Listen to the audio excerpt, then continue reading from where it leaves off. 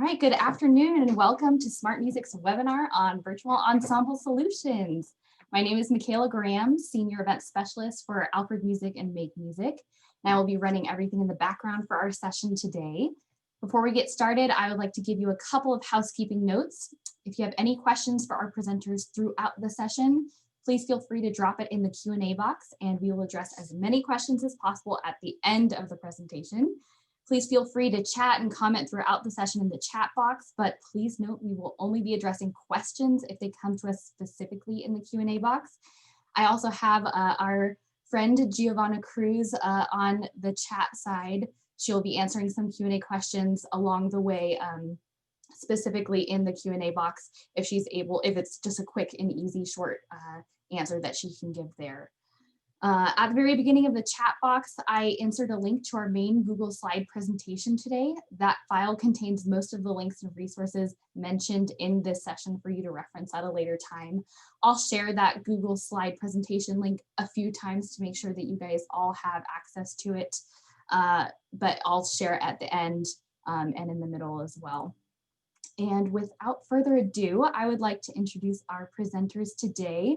We have three incredibly talented and experienced educators and directors with us, and I'm so excited to hear what they have prepared for us for this session on solutions for virtual ensemble. So I want to introduce our presenters, Michelle Rose, who's a music teacher and director at North Carolina Virtual Academy. We also have Seth Murphy, music director at First Avenue Middle School in Arcadia, California. And Tony Rogers, who's a cellist, educator, performer, arranger, and composer. He does it all.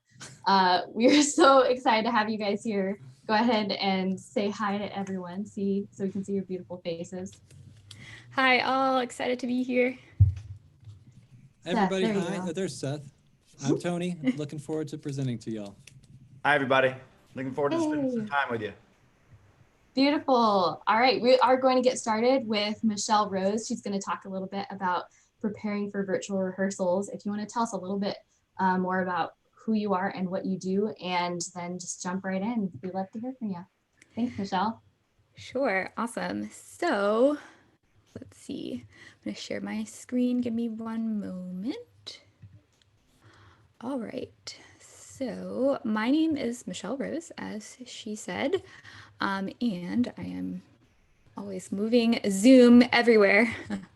And I am a full-time virtual teacher. So I was teaching virtually before the school shut down due to the pandemic. So I am actually currently in my 4th year of teaching full-time at a full-time K-12 virtual school. Specifically, I teach 8th grade general music and high school music appreciation. And then I also direct the extracurricular virtual band/orchestra, so all kinds of instrumental students in there, and then the virtual choir. And if you do want to connect with me after this session, I mostly spend my time on the social media platform Instagram, so I'm at _musical_rose. You can email me at michelle@themusicalrose.com, or you can visit my website, themusicalrose.com. So before we begin, I just want to say that I only have 15 minutes, so I'm going to do the best I can to give you a nugget of knowledge that you can take with you, but I cannot disperse everything to you. So know that I do have a document with resources that I will give you at the end of my little segment, so you can learn a little bit more about what I do. Today, I'm going to talk specifically about how I use SmartMusic, though, and how I integrate it into rehearsals. So just to give you kind of a more specific idea of what this looks like for me. So my instrumental ensemble meets 2 times per week for 30 minutes. Not ideal, but SmartMusic makes it possible for my students to have such little rehearsal time and still be able to, have a performance at the end of the semester. And so made up of mostly band students, band instruments, plus 2 violins. So I play a lot of flex arrangements for that reason. And my students range from grades 6 to 12. My virtual choir, and so I also do use SmartMusic for my choir. They meet 2 times a week for 30 minutes. The one difference is that instead of just having 2 full choir rehearsals, we do one 30-minute sectional. and then one 30-minute full choir rehearsal. And the students also range from grades 6 through 12. So you can see I have quite an eclectic bunch in an eclectic school situation. So if I could make it work through this, then I know that you can too. And so basically, I developed a virtual rehearsal model because I was inspired by Eric Whitacre, as many of us have been during this time. But what I found when I was thinking about it was that Eric Whitacre's virtual choir projects are mostly made up of people who are professional singers or amateur singers that are, really good at independent learning. And so there was this missing rehearsal component. All these people weren't getting together and rehearsing with Eric Whitacre. And so my main question was, how do you have a rehearsal without being physically present? And so after a lot of trial and error, I basically developed this model using Zoom and SmartMusic. Those are my two main tools that I use to have my virtual ensembles and to have virtual rehearsals. So how do I use SmartMusic specifically? First, let's think about kind of how maybe a typical rehearsal will go in brick and mortar. So before I taught virtually, I was a high school band director. And so we would play something, I would listen, and then I would, make a correction, or maybe I would have some sort of skill building exercise to kind of get my students to do what I wanted them to do. Then they would make that adjustment. I would listen again, and we would either, go back and try again or move on, right? So pretty typical of rehearsing. In a very basic overview. I know that rehearsal techniques can be more complex than that. But when you're in the virtual setting, what I do is all my students come into Zoom. They're all muted, but I can see them, and I use the gallery view so I can see them Brady Bunch style on my screen, but they are muted the whole time. So I don't actually get to listen to them in rehearsal, which is very disorienting at first. But how do I have a rehearsal if I can't hear students, right? So basically, the listening component of the rehearsal just takes place in a different time. It doesn't take place live, so it takes place outside of rehearsal. And I do that through listening to students' SmartMusic assignments. Then when we are in the actual rehearsal, when students are muted, that is when the correction and adjustment comes in. Because even if you say, well, why don't I just record a video of myself and they'll watch it and they'll do it? The reality is, when you have a video, and I'm sure if you've had any mandatory training that you've gone to before, I'm not saying that I've done this ever, but if you get a video, you don't always maybe watch it all the way through or watch it with full attention or that kind of thing. So having students with you live is much more effective, I've found, because I have done some pre-recorded stuff, but having students listen to you and pick up their instrument and make these adjustments live is more effective than just sending out a video and hoping that they watch it and play along with it. Because if they're on screen, they definitely have their instrument out, they're definitely doing something. And so it's kind of this accountability piece and this, you have this moment to help students in a way that they're not going to get necessarily if it's asynchronous. And then again, that end piece, the assessment piece, did they actually make the improvements? That also happens outside of rehearsal. So the timeline is just kind of shifted in terms of when I am able to actually listen. And so specifically, here is what happens when I prepare for rehearsal. So I will assign whatever I want to work on or whatever I anticipate we should work on in SmartMusic during the week prior. And I will listen to it, and I'll just kind of pick out a few common things that I'm hearing. So whether that's, articulations or, maybe they're breathing over bar lines when they shouldn't be. I mean, all the common things that we hear that come up in rehearsal, you still hear those things in SmartMusic assignments. And so that enables me to go through my score. I will make notes, and then I will just use, my toolbox that I have as a director to help students improve, and we'll rehearse just as normal, besides the fact that I can't hear them all together. And then that is kind of how I am able to use SmartMusic to prepare. And like I said, I only have 15 minutes, so it is just a very brief overview of that. The great thing too is that every, few weeks, I am able to combine all the parts into a full ensemble in GarageBand.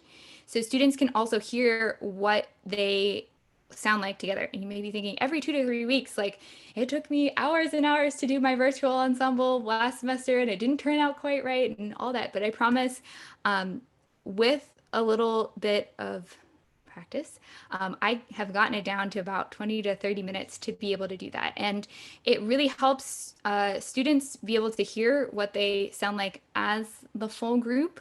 And I ask them to reflect too. So it's not just me coming up with all of the, corrections that need to happen. So how do you combine these parts quickly? I have a whole video that shows how I go through it, and it'll be in the document at the end. And I see lots of Q&As coming in and lots of messages. I promise I'm going to look at that after this. I'm not ignoring you, so I will get there. But SmartMusic this summer has added a feature that I've been asking for, and many of us have been asking for a very long time, the download recording feature. Yay! So when students submit, you can go in and actually download their part now. And so I will download my students' parts now coming up this semester. And so the biggest thing, my biggest pro tip is to actually look up the sound waves and kind of line up the shape of the sound waves rather than listening. That's really what's saved me the most time. I'll actually put in a click track that's just the metronome, and I will line up the sound waves and the click track together. And so that way it saves me a lot of time. That way I'm not having to listen and match every part to every other part. Obviously I do go back and listen, but that is kind of the biggest time saver for me.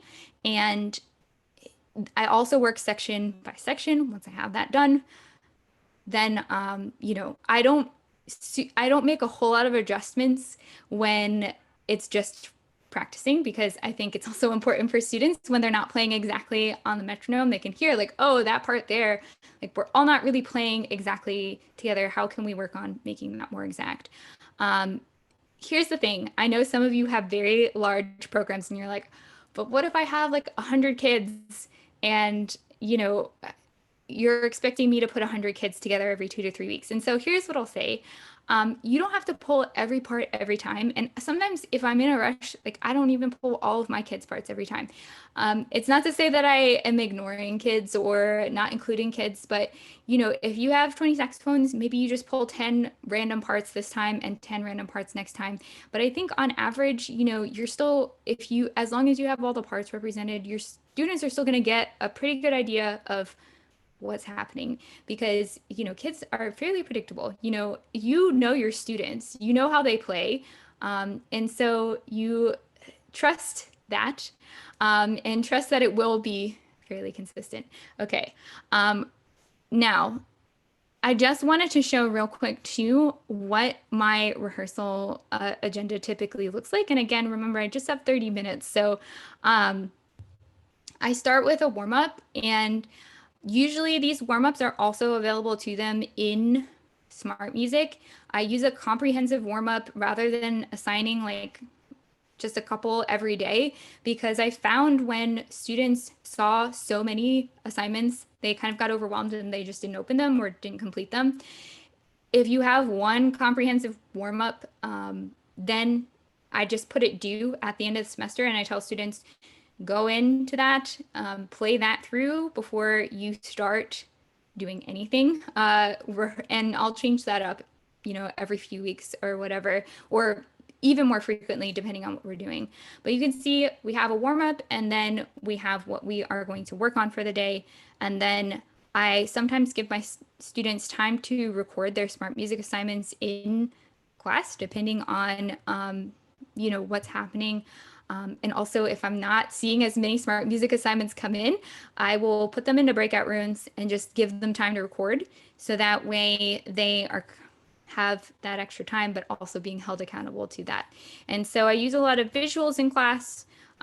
So for example, this breathing exercise, again, you don't need to hear your students to work on breathing, right? This articulation exercise, and like these slides will be available to you for you to use if you are interested. But this is, giving students a lot of visuals, giving them a lot of demonstrations, and then making sure that I do listen in to whatever skill we worked on in the upcoming week to make sure that it was achieved, or if I need to work on it again in the next rehearsal. So I think I have about 4 minutes left. So few last little quick pro tips. Okay, so one, keep your assignment short. Don't assign the whole piece every week, because you are not, especially for your high achieving kids who want to turn in 100% every time.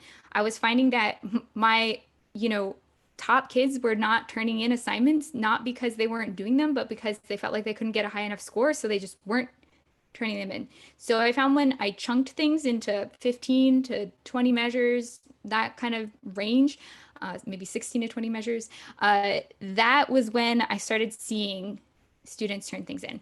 I also put the due dates in the assignment title. I know there's a column that says due date, and for whatever reason, students do not see that. So I put it right in the title, due date, and then the title of whatever the assignment is. I also recommend limiting due dates to 1 to 2 days per week. Again, it's just this kind of like psychological thing where if you see so many things at once, then it can be overwhelming. I found when I had things due every Friday, or, maybe you'll have a due every Tuesday and Friday or something like that, I saw the frequency increase when it was due 1 or 2 days a week and the same day every week. I already talked about having that comprehensive warm up at the end, that was definitely really helpful for my students. So they didn't have to dig through a ton of stuff, and they weren't overwhelmed seeing so many different assignments from, a warm up book or a method book. Not to say that you can't use that in your rehearsal or in class, but when students see so many things due, their brains shut down. Make a student account. That I use my student account all the time, where I just have one that's just for me, so I can go in and kind of mess around with things. I screen share so students can see exactly where to go. I say, this is what your account's going to look like. This is where you need to click. This is where the metronome is. This is where you can adjust the tempo to practice and all of that kind of thing. And then my last little tip, if your students are not turning in assignments, I know the first thing you want to do is just like throw your computer at the wall, because you're like, why did I put so much time into this if they're not going to do the work? But here is what I do. I plan a workday where I put students in breakout rooms, and then I have them screen share while they work. And so sometimes I find that students don't know how to log in. Sometimes I find that they're having a weird error and we have to, submit a ticket. But you will be surprised what you find when you give work time. And so I just kind of circulate through these breakout rooms, help students, and give them time to catch up. And then the solo repertoire is great to give your high flyers. All right, so quick recap.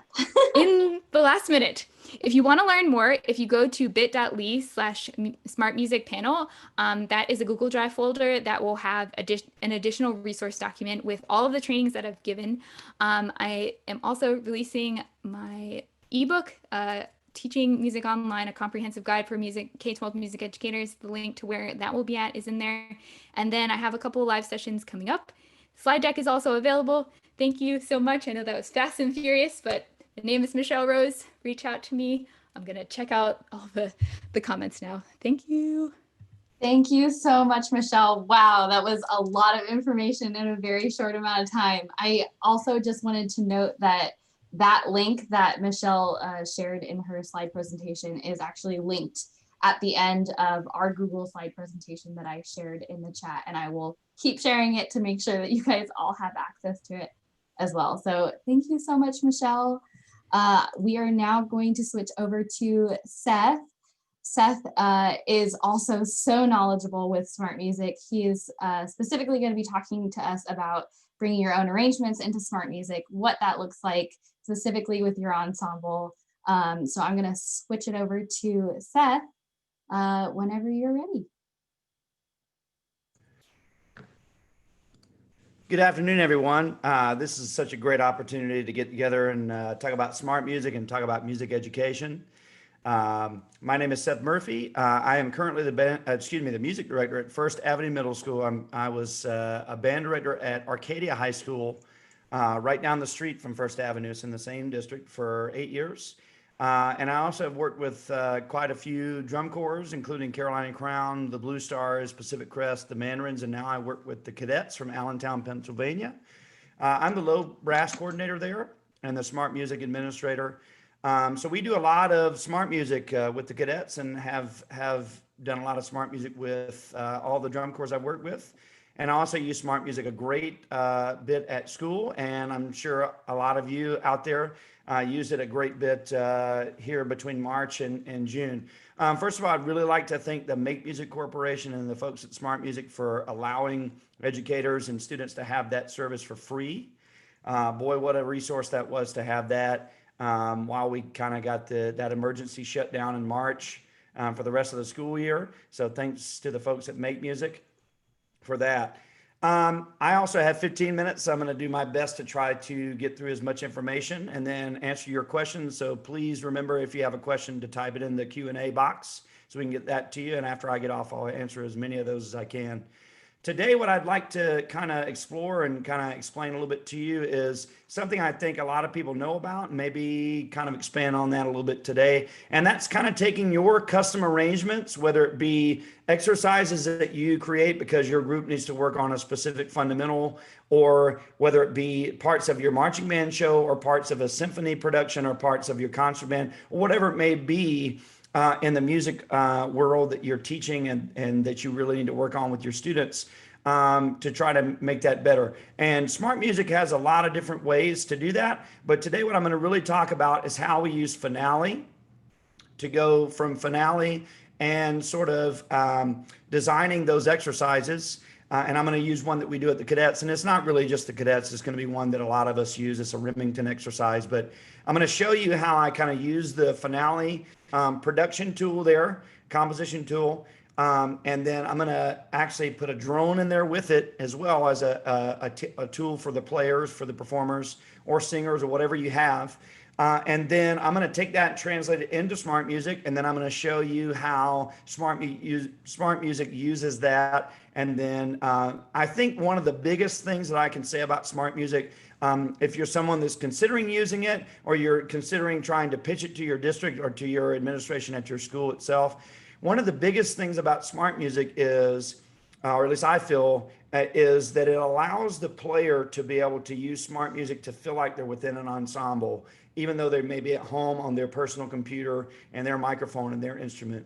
What I mean by that is, and if you use smart music, you know about this, you know, when you go in to record your part, there's an accompaniment tool, if there's an accompaniment that's with that, and pretty much everything in smart music has that. But it allows you to use smart music to feel like you're within the room with all the other people that are in your ensemble. And that to me is such a great part of smart music that we really, I think, in this time as music educators and our performers, our students really need, because when they can't be in the classroom with us physically, it's really cool to be able to be there and be able to hear all that going on around them. And if you're someone that has a hybrid model going on in your district or at your school, really this time is getting that individual performer to get up to speed, and then also be able individually, and then also be able to hear all the other parts that are going on around it, or around them, I should say, so that when you do get into an ensemble rehearsal and you have very limited time, which it seems like it might be, then that ensemble rehearsal becomes much more productive, because those players have heard all that stuff that's going on around them. And now you, as the conductor, as the ensemble coordinator, as we do, are able to really just focus on that. So right now I'm going to share my screen.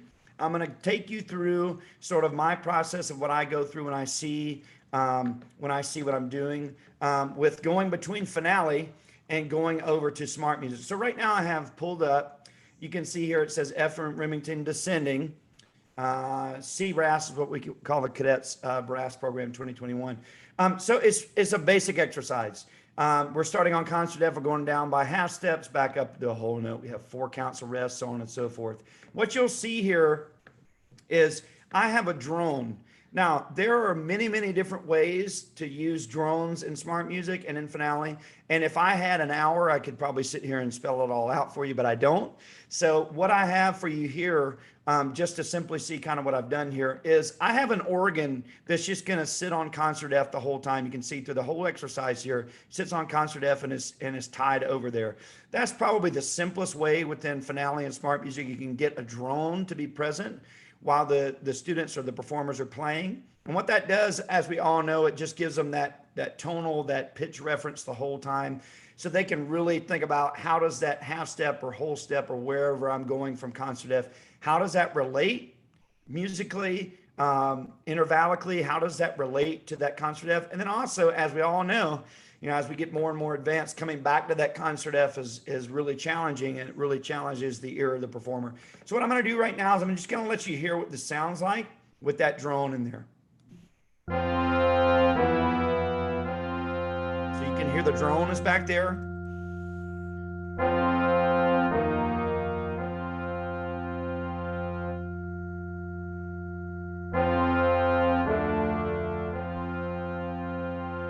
One more.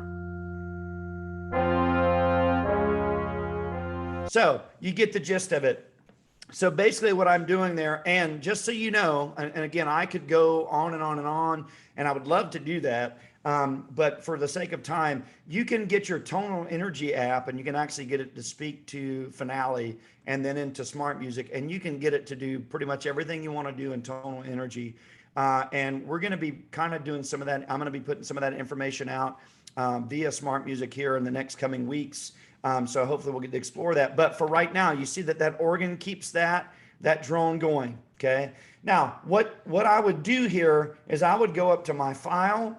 I would go to export, and there's many different ways you could do this. And this is sort of why I wanted to talk about this as the main topic of making your own arrangements or having your own arrangements go from Finale and go right into SmartMusic. So you see here, it says you can export as an audio file, which is what you want to do if you're going to take it and you're going to just play it for your students, for them to hear what it is. So maybe you want them to hear what the MIDI version of your marching band program sounds like, or a piece of music, or a certain part of a piece of music. Maybe just want to do it to an audio file and go on your computer and then let them hear it. That'd be one way you want to do that.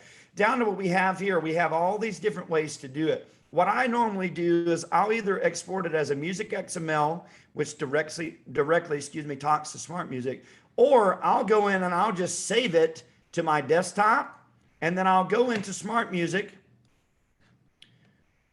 When I can get there, I'll go into SmartMusic here, and I'll pull this up, and you see right now I can go over, and in my content, I've already, obviously for time, I've already pulled these in. So now I'm going to go over to the F Remington that I've pulled in. I'm just going to select the tuba part. I'm going to open that. You're going to be able to see now what the performer is going to see. Okay. They're going to see this. Up here, you're going to see, and all of us are familiar with the SmartMusic interface. You see accompaniments all the way on. I actually designed it at 110 beats per minute. You have all your tools up here. I turned my part off because I don't want to hear the tuba part. I want to play that. And then the metronome is here. So when they see this, they're going to see the tuba part. They're going to see what they need to play, and then they're going to hear that organ in the background, which to me, the organ and the accompaniment, I should say. So they're going to hear, for us at the cadets, they're going to hear the rest of the brass section with the mellophones on that fifth. They're going to hear the rest of the brass section playing what they would play. So they're going to be able to fit into that, one. Number two, they're going to be able to hear that organ sound that's going to be the concert F that's just sustained through the whole exercise. So they're going to be able to have that pitch as a reference to go to the next interval, the second interval, and come back and be in tune and come back to that original concert F. And then lastly, they're going to be able to hear themselves playing along with that. So it's threefold. This is what it sounds like through this interface.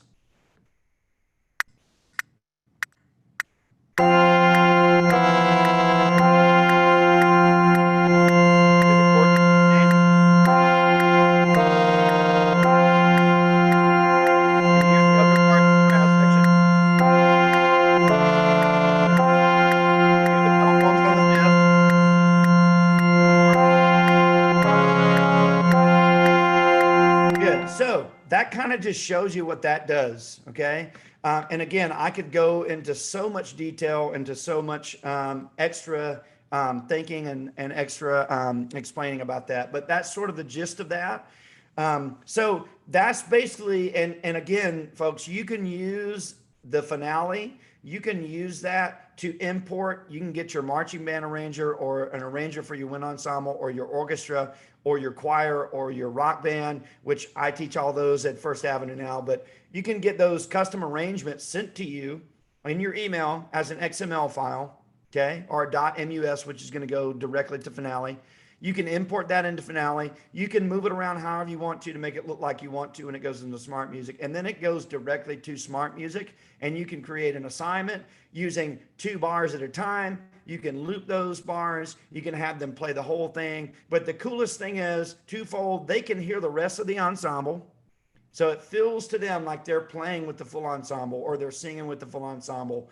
And so that's a really big thing. The other thing is they can also adjust the tempo and they can do all that kind of stuff. But you can also add, what I was showing you with the organ, you can also add other rehearsal tools to it via Finale to be able to go to SmartMusic for them to use that. The other thing that I'd like to show you very briefly, because I have a couple minutes here, doing really well on time, is the ability that you have when you go into SmartMusic to use SmartMusic and all the pieces that they have that are already embedded in there in SmartMusic. They have a lot of things in there that you can use to demonstrate certain things like articulation and tone quality, which are the 2 big things that SmartMusic is still developing the ability to be able to assess and evaluate and give grade to, which we all know is sort of the humanistic thing we as educators bring to SmartMusic that it doesn't necessarily do in real time. So what I would like to do now is just kind of take you through this. One of the things that I know, like I just said, that I like to do in here is it doesn't necessarily, and it being SmartMusic, it doesn't necessarily help assess articulation very well. You'll have the articulation listed. And one of the ones that I like to talk about is the accent. Now, I know we all have different versions of what accent should be to us. I saw Michelle's presentation earlier. It was absolutely brilliant. And she may explain accent a different way than I do. But I know when I go in here, I look down here, I look at the band and orchestra, pieces that it has in between here. And for accents, I'm just going to go to 1812 Overture. And one of the things I look for here is it says themes for 1812 Overture, and you can see exactly how I'm looking through this. I'm going to go, let's just go to the trombone section, and I'm going to check it out. I'm going to look at trombone part 4, and I'm going to open it up. So this would be, back to what I was saying earlier, this would be one of the things that I would want to use as sort of an assessment tool or sort of an emphasis on, hey guys, listen to how these people that are professionals, that by the way, going back to that, a lot of these pieces you get, almost all of them have either professionals playing or a top level college ensemble playing.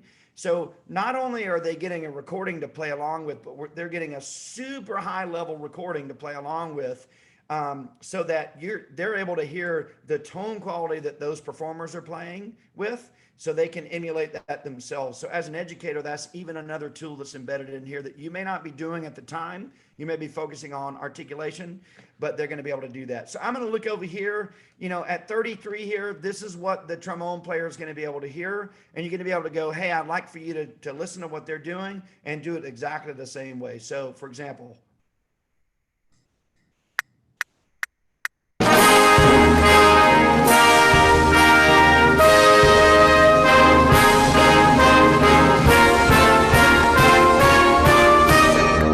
get there, that's fast accents. You go down toward the end of the piece here, or toward the middle of the piece as it were here, and you've got these really long accents here.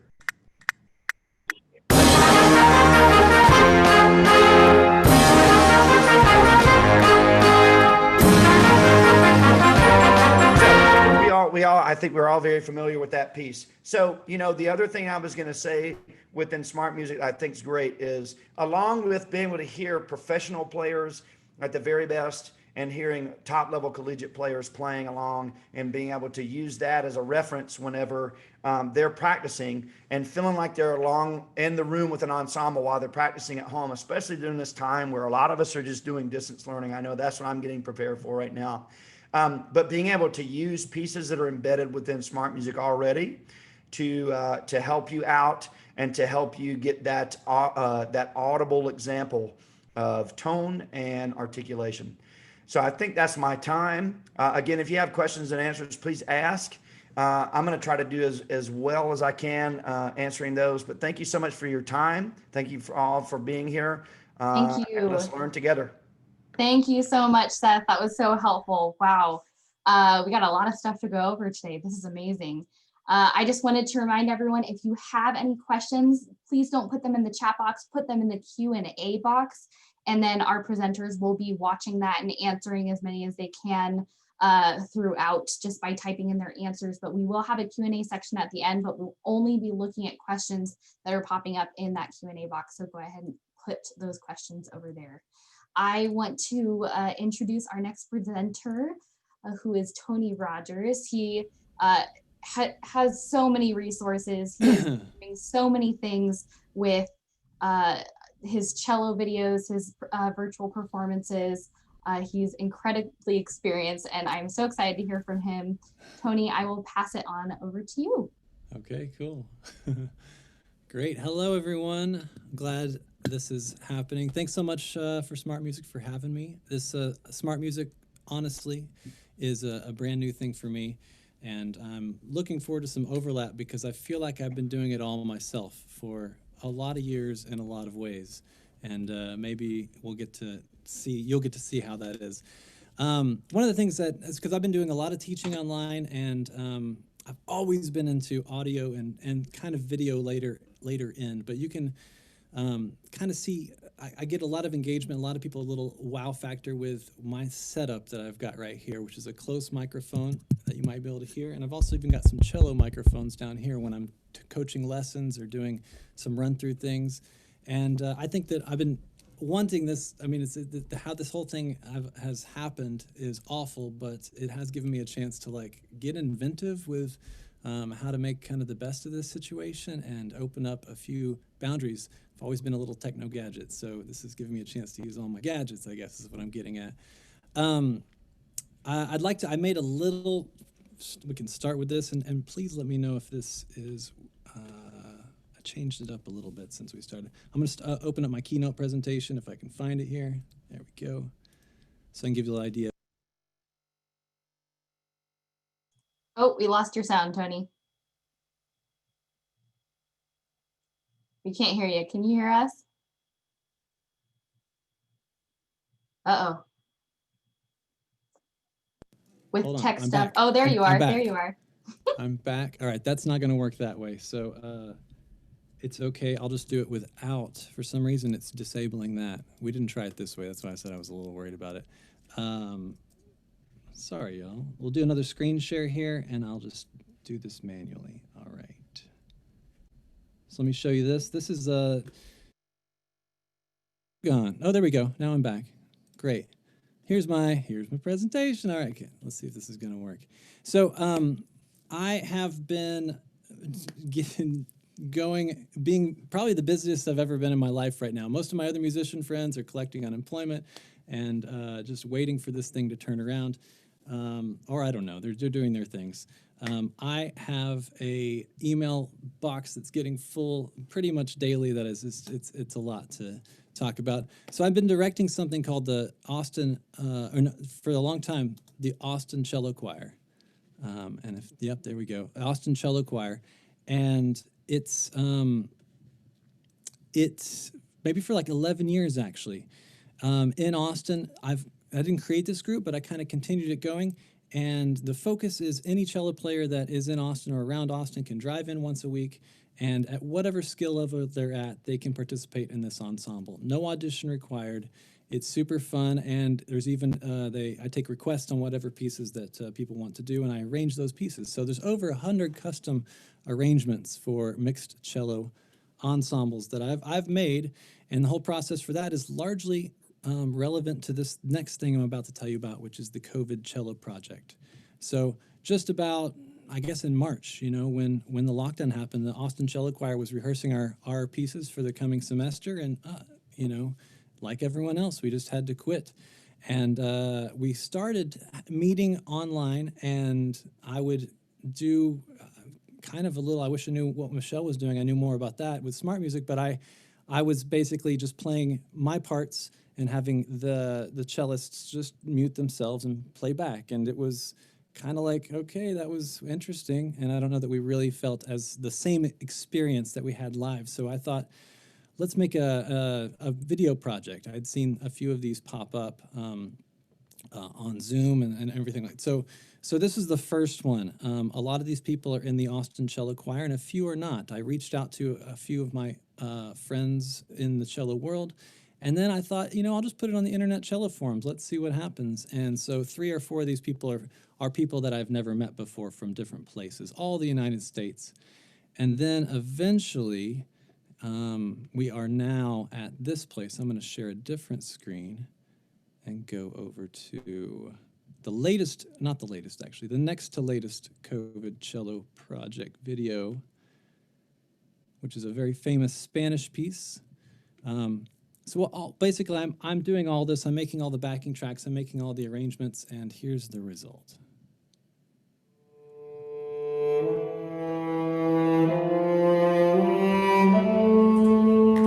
These claps sync the videos up. I make a backing track audio. Everyone in this video is wearing headphones.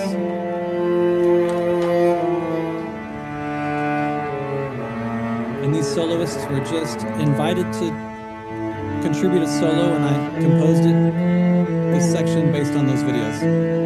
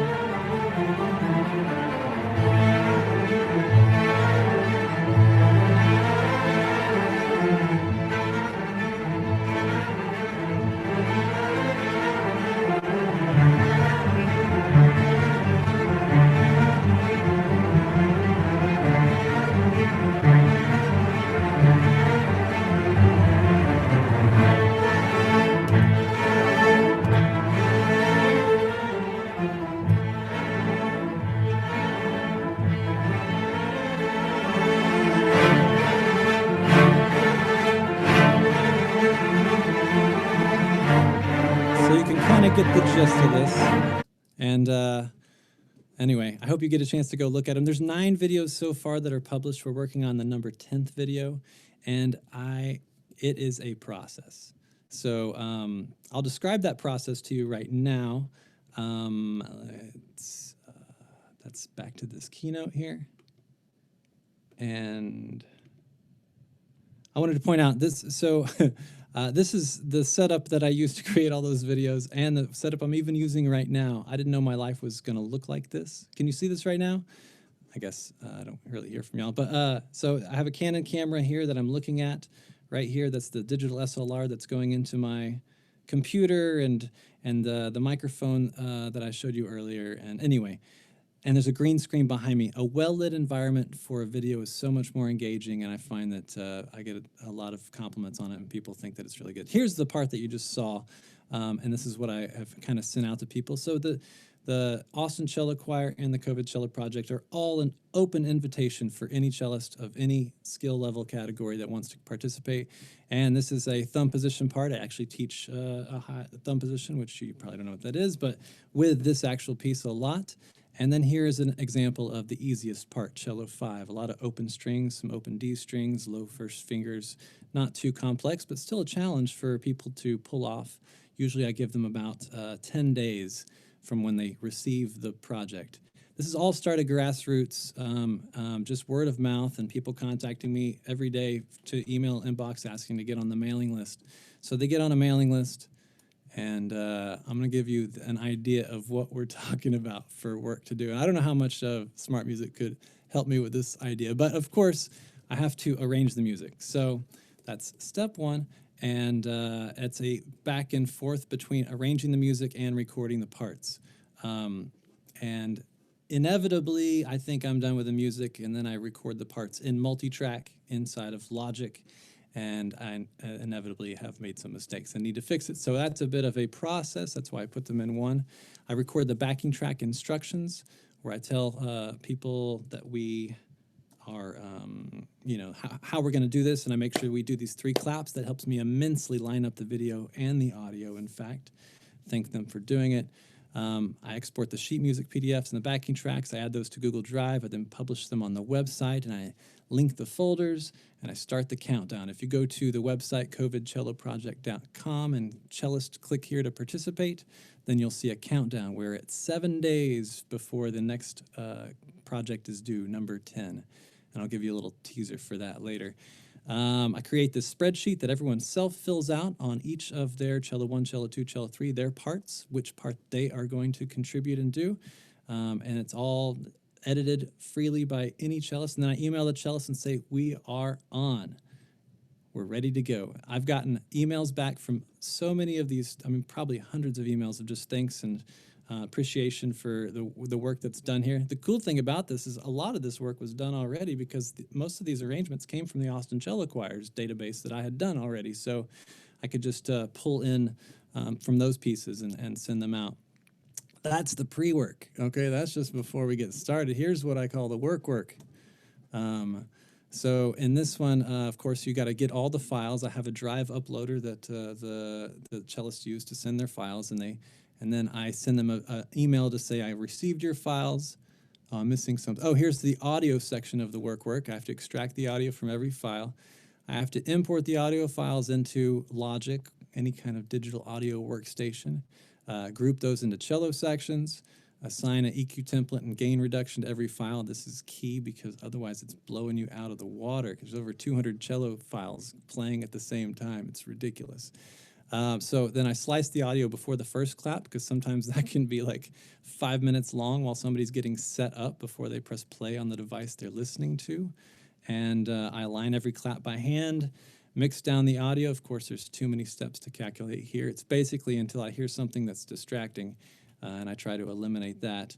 Okay, that's the audio, and I mix that down, and then I have a 2-channel audio track. Here's work 2 on the video side. Every video comes in at a different, well, not a lot of people have iPhones, a lot of people have Samsung, Galaxy, whatevers, and so each video I get in is either at a different size, a different cropping for sure, and a different frame rate. So I have to use I use a program. I crop each by hand and compress each video to the same size.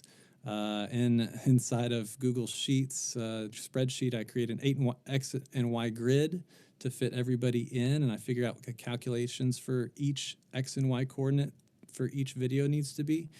I import all the videos, and then I wait for about 2 hours, I guess, before I can do anything with them. And then I have to click and drag each video in one at a time and give them those X and Y coordinates. I forecast for them and give them the same zoom settings and align the video according to the claps, just like the audio.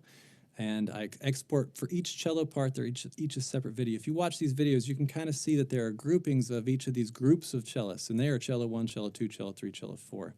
I saw a question here. I'm using Logic Pro to do the audio, and I'm doing using Final Cut Pro to do the video side of this. So that's I import each subpart after I've exported each subpart, and I make a master video. I have to mask around the content of each of those, if you know what that is. And then I make the video, and that's also too many steps with animation, titles, and that can take days of me hopefully getting inspired. And then there's the post work, which is send the video. So these are the emails I send to the cellists that I receive their emails in email, and then there are also credits checked to make sure their name is spelled right, where they're from is proper and correct. I upload the final video into YouTube, create descriptions. I schedule the watch party. I email the cellist to watch the watch party, and we have a great time. And then it's on to the next one. And that's it. And I've been doing 9 of them so far. So we're on number 10. I'm going to give you a little preview of number 10 here. And you don't even need to hear it. I mean, see it. I'll just see if I can find it here.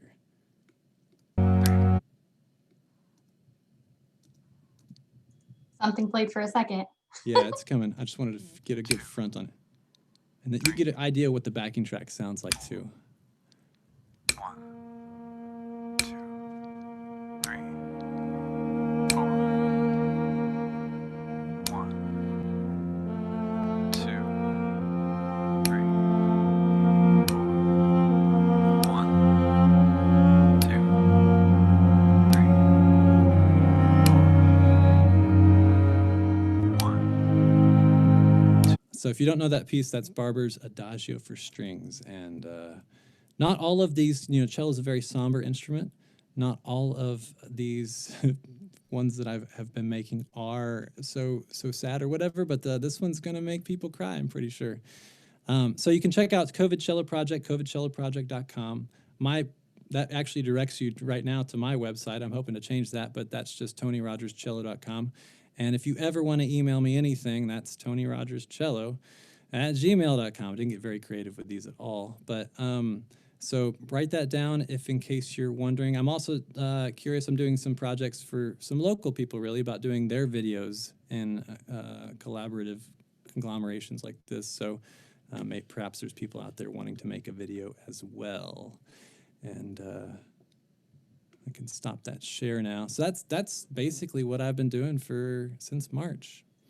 Wow, thank you so much, Tony. That is Sure. incredible. Thanks. The cello videos were absolutely beautiful. I'm super excited to see the Adagio for strings video. For sure, that's going to be amazing. And Thanks, I see a few comments of people asking for these slides. So I'm going to get you to send me these slides. Even just the lists are super helpful. Just practically of how do we know what to start with, and in putting all these videos together. I know a lot of people want to start doing this, but we don't know where to begin. So Sure. this is super, super helpful. So I want to bring Seth and Michelle back on the screen here. You want to turn your videos and sound on? Hi, guys. We're going to start going over a couple questions. I know Michelle and I think Seth has been going through the Q&A. If you want to start going through the Q&A questions in there a little bit, Tony, and get familiar. I know some of these questions are just easier to talk and answer rather than to just type in. But before we go into a Q&A, I just want to say thank you everyone for being here today. We do have a quick survey I just dropped in the chat. If you could tell us how we did doing these types of webinars are kind of new. We want to give you guys as many resources for the coming year as possible. I know there are a lot of challenges ahead of us for teachers, so we want to give you as many resources as possible. We will be sending out all of the resource links that we talked about today, slides, everything out into an email to all of the people who registered for this session today. That'll go out with the replay link in case you want to go back and listen to what we talked about again. So you can see all of that there. If you need a certificate of attendance for today's session, I just dropped that link into the chat box as well. That link is going to be available from now until 1 hour after the session if you guys want to download that and use it. And then the only other thing I really wanted to point out link-wise is Smart Music Academy. If you have any specific questions on how to use Smart Music, go ahead and check out that platform. It is incredible. So many how-to videos.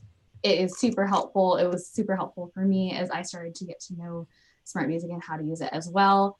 And last link, and then we'll get to questions. The Smart Music blog, we are putting up a lot of resources on the blog.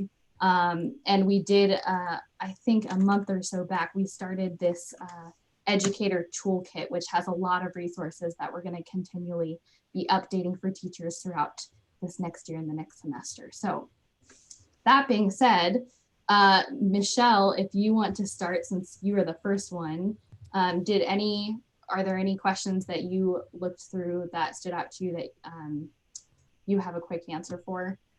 Yeah, sure. I'm just going to address like maybe like two or three themes. So first of all, I will say that I definitely, I definitely do this with the approach that I want my students to come together and make music and within community. So my focus is definitely not on producing as a Eric Whitaker style video or even a Tony Rogers style video. And so that's kind of where I save on time though, just because I am teaching other classes and I don't also have the video skills. So the way that I use SmartMusic and GarageBand, and you could also use Audacity. I have used Audacity since I have a Windows work computer. But the way that I use that, I really don't spend a ton of time on it. Every week. And if I do pull all of the parts, I'll line up the beginning, but I'm not doing the entire piece. I'll do just a section and students can then hear if they're actually playing in time together or not. And it's a learning opportunity. So I don't think that, don't aim for perfection through this, aim for the experience of making music together and using these learning moments. So yeah, I'm definitely like not producing something that is pro level Carnegie Hall worthy. And I still think that that is just as valid and just as important for students to do. And then the other thing, how do I combine it? If you look bit.ly/smartmusicpanel, I have an additional resources document. I have a video on how I do that. Suggestions for beginners. I would say just don't hesitate to start them, do small groups, work with students, one-on-one in breakout rooms. But I see a lot of people saying that they're not going to start their beginners until they can meet in person again. And I'm just worried with that because I don't want all these programs to be a whole year behind with their beginners. So don't let the fear of this virtual environment scare you away from, students not making music. And this will be my last thing and I'll pass it off because I know I just got a minute. But you can tell so much from just visuals, right? So you can look at a kid's embouchure and you can tell a lot before they even start playing. So don't feel like you have to be able to hear 100% of the time. Kids' visuals will give you a lot of information. And so, yeah, just trust your musicianship. You know a lot more about your students, about your kids, about the mistakes they consistently make than you may even realize. All right, gonna pass off to Seth. Go for it, Seth. Were there any questions that specifically stood out to you or any comments? Yeah, there were a couple questions. Since we're on a make music call, I kind of wanted to talk specifically about Finale, but there were a lot of questions. Does Sibelius work? Does it translate to SmartMusic? The answer is yes. I think the biggest thing to keep in mind is XML is a format that really was created so that it could kind of speak across multiple platforms. And so Sibelius definitely does work. The thing that was kind of the B part of the question that I was getting about that a lot was, so what about sounds? So I let you hear the 1812 Overture, which could have been the Eastman Wind Ensemble or North Texas or one of those groups playing behind it. A lot of people are asking, so when I make my own custom arrangements, like you heard me do with the F. Remington, which we don't necessarily with the F. Remington need to have ultimate, like complete professional sounds to be able to do. But if we're trying to play, chord progressions or whatever that may be, sometimes you want to have better sounds. The thing with Sibelius and even Finale, sometimes if you go in and you're using MIDI sounds from Finale or Sibelius, you just got to make sure you go up to the MIDI settings. And in Sibelius and Finale, they're a little bit different, but it's up the top, your little bars up there, your task bars. And just make sure that each one of the instruments that you're using has a sound. And most of the times you can use the drop-down menus to kind of select sounds that you feel like you want to be heard. With that, I would say, I'm not going to pretend to know exactly all of them and what they're called, but I do know that Finale and Sibelius and all these companies do offer purchasable plug-in libraries. I know one of the ones that I actually used when I was with the Blue Stars was called the VSL library, which is the Vienna Symphonic Library. So it was all Vienna symphony players. who they literally went through and sampled them playing every note and every dynamic. So I'm sure it was a really painstaking process. But when you put that in there, I mean, it's like when you write your own finale file with those, and then the kids hear that, or the students or performers hear that. It's like, you know, the best sounds in the world, or at least in my opinion, I guess, but some of the best sounds in the world for them to emulate and to be able to hear. So just and VSL is probably the top, you know, and it's costly, but it's really, really good. There's other things that they have in there that help when you're writing your own arrangements to do that. A lot of times, I know, you know, at the cadets we have Jay Bocook, who's a master. A lot of times we get his arrangements, and when I get those, even in XML format, they have great sounds with them. So those are some big themes for me. Awesome. Thank you so much, Seth. Man, I'm like trying to track with all the information. This is amazing. Tony, I'm going to pull out two questions that I keep saying over and over again. First of all, what is the video platform that you're using right now Yeah, to the program edit I'm all using this? for video, and I've been answering a few of those. For audio, it's Logic Pro, which is just a digital audio workstation. There's a lot of different kinds of those. For the video, it's Final Cut Pro. Both of those are products made by Apple, or purchased later by Apple, actually, is to be more clear. And yeah, that's the short end answer to that question. And I had made videos for the Austin Cello Choir and a lot of my stuff working with bands and things and putting that on my YouTube channel. So I was kind of familiar with it, but I've definitely learned a lot just in the past few months. And how long does it normally take you to put one of these videos together? That's a big question. I wish I had like a counter, you know, like You're gonna have to start timing yourself. Yeah, if it's billable hours that I, you know, was doing for a law firm, I'd have to. No, I have really no idea, especially on, I was saying earlier, on the front end part of the work, especially the arranging and recording. The first few series of videos were already recorded and were already arranged entirely. And as we're getting a little later and later, I'm getting a little bit more inspired to do different things, and I'm putting more work in on the pre-work side of it, I guess. But yeah, it's easily, I don't know, it's 40, 50 hours probably just on the work side and the post-work side. Wow. So that's incredible. And I did see some people were asking, you know, if people funding me. Nobody's funding me. Well, I'm taking donations basically. Hey y'all, I'm taking donations. Hey y'all. So the cellists, when I do this, I do just say, you know, thank you. This is my work right now. I don't really have any other work. So if you find this meaningful for you, then hope you'll shoot me some bucks. And I have a Venmo account and a PayPal, and that's very clear on the website as well. So people have been generous. It is funny. It's gone through a wave, you know, where like everybody seemed really generous started, you know, I don't mean to, but there was a moment there, I think, when this first thing started, beginning of April, when I was getting some large donations from people, and then that's kind of fallen away. Wow. But it's okay. Yeah. Well, I just want to say, I mean, we're a little over time here, so I'm going to start wrapping up. But thank you, all three of you, for being such an amazing resource to educators. Even in just the few minutes that we had you guys here today, I know I want to be talking more to each of you because I feel like you have so much information to give. Again, we are going to be putting more stuff on our blog, more information like they have shared today, but in a written format that we can all reference later, which will be super helpful.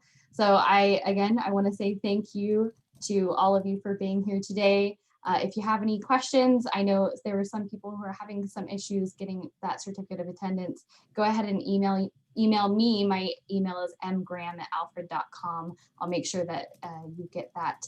And if you guys have any questions, I am so excited that we were able to present this for you today. We will be having more webinars like this in the future, so we hope to see you there. And I hope you have a great rest of your day. Thanks, you guys. Thanks, everyone. Thank you, everyone. So much fun. Thank you.